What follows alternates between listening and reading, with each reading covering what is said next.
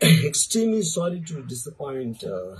నేను ఉనికిపోతున్నాను మంచం కింద కొంచెం ఏడుస్తున్నాను అని అందరూ whatever the media is speculating అందరికి చిన్న డిసప్పాయింట్మెంట్ ఉండొచ్చు వీడియో.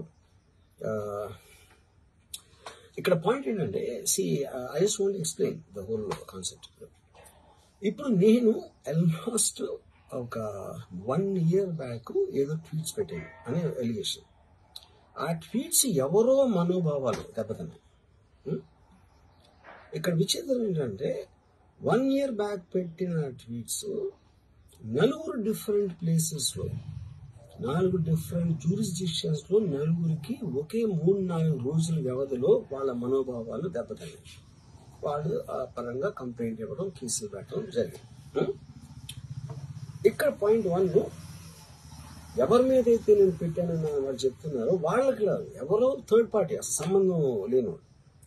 ఆ కాంటెక్స్ట్ లో అసలు ఈ కేసు ఎలాగా, ఈ సెక్షన్స్ ఎలా వర్తిస్తాయి అనేది అప్పుడు ఆబ్వియస్ గా నాకు వచ్చే అనుమానం కానీ, నాకు కానీ నా మనుషులు కానీ, ఇది ఒక పర్సిక్యూషన్ చేయటానికి ఒక పద్ధతి ప్రకారం ఉన్న ఎలోబుల్ లాస్ ని వాడుతున్నారా, లేకపోతే ఇప్పుడు వరల్డ్ ఓవర్ ఒక ఫినామినా ఏం జరుగుతుందంటే పొలిటికల్ పార్టీస్ వాళ్ళు weaponising the systems of the police. అది అమెరికాలో జరుగుతుంది, యూరోప్ లో జరుగుతుంది, ఇక్కడ కూడా జరుగుతుంది.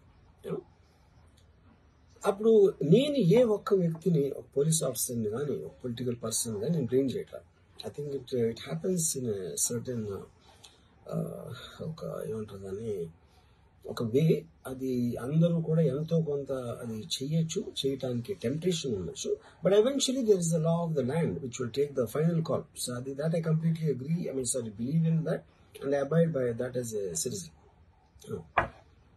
సో ఇప్పుడు ఇక్కడ జరిగింది ఏంటి, నాకు ఒక నోటీస్ వచ్చింది, నేను ఒక రిప్లై ఇచ్చాను, ఫలానా చోట ఫలానా తారీఖు నేను వస్తాను.